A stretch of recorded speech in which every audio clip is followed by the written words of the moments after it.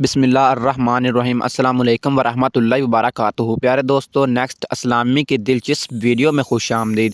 تو آج کی ہماری ویڈیو حضرت داؤد علیہ السلام کی قوم بندر کیوں بن گئی، اس کے ریلیٹڈ یا اس کے حوالے سے بنا رہے ہیں۔ تو میرا نام ہے علی احمد۔ تو دیر کے بغیر ویڈیو کو سٹارٹ کرتے ہیں۔ بسم اللہ الرحمن الرحیم۔ حضرت داؤد علیہ السلام کی قوم بندر بن گئی۔ حضرت داؤد علیہ السلام کی قوم کے 17,000 آدمی عقبہ کے پاس سمندر کے کنارے ایلا نامی گاؤں میں رہتے تھے، اور یہ لوگ بڑی فراخی اور خوشحالی کی زندگی بسر کرتے تھے۔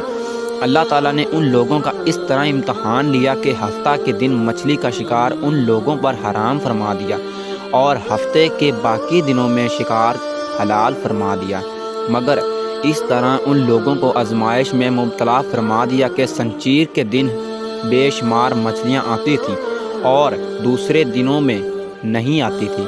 تو شیطان نے ان لوگوں کو یہ ہیلا بتا دیا کہ سمندر سے کچھ نالیاں نکال کر خشکی میں چند حوض بنا لو، اور جب سنیچر کے دن ان نالیوں کے ذریعے مچھلیاں حوض میں آ جائیں تو نالیاں کا منہ بند کر دو، اور اس دن شکار نہ کرو بلکہ دوسرے دن آسانی کے ساتھ ان مچھلیوں کو پکڑ لو۔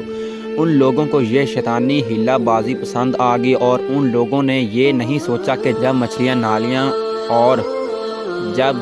نالیوں اور حوضوں میں مقید ہو گئی تو یہی ان کا شکار ہو گیا۔ تو سنیچر ہی کے دن شکار کرنا پایا گیا جو ان کے لیے حرام تھا۔ اس موقع پر ان یہودیوں کے 3 گروہ ہو گئے۔ کچھ لوگ ایسے تھے جو شکار کے اس شیطانی ہیلا سے منع کرتے رہے اور ناراض و بیزار ہو کر، اور کچھ لوگ اس کام کو شکار سے باز رہے، دل سے برا جان کر خاموش رہے، دوسروں کو منع نہ کرتے تھے بلکہ منع کرنے والوں سے یہ کہتے تھے کہ تم لوگ ایسی قوم کو کیوں نصیحت کرتے ہو جنہیں اللہ تعالیٰ ہلاک کرنے والا یا سخت سزا اور کچھ سرکش و نافرمان دینے والا ہے۔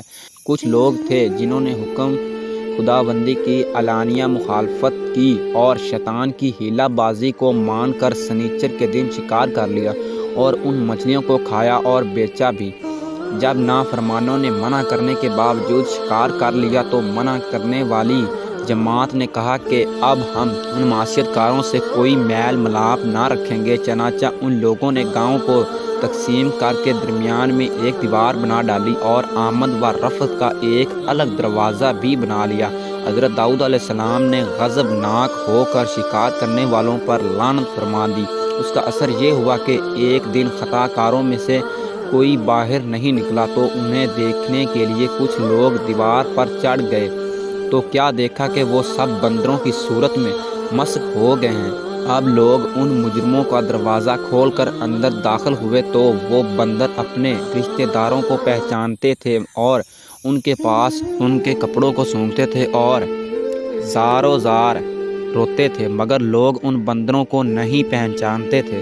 ان بندر بن جانے والوں کی تعداد 12,000 تھی۔ یہ سب 3 دن زندہ رہے اور اس درمیان میں کچھ بھی کھا پی نہ سکے، یوں ہی بھوکے پیاسے ہلاک ہو گئے۔ شکار سے منع کرنے والا گروہ ہلاک سے محفوظ رہا۔ تو پیارے ناظرین، یہ تھا حضرت داؤد علیہ السلام کا قصہ کہ ان کی قوم بندر کیسے بنی۔ تو پیارے ناظرین، ویڈیو اچھی لگی ہو تو میرا چینل کر لیں سبسکرائب۔ تو ہم ملیں گے نیکسٹ ویڈیو میں، تو تب تک کے لیے اللہ حافظ۔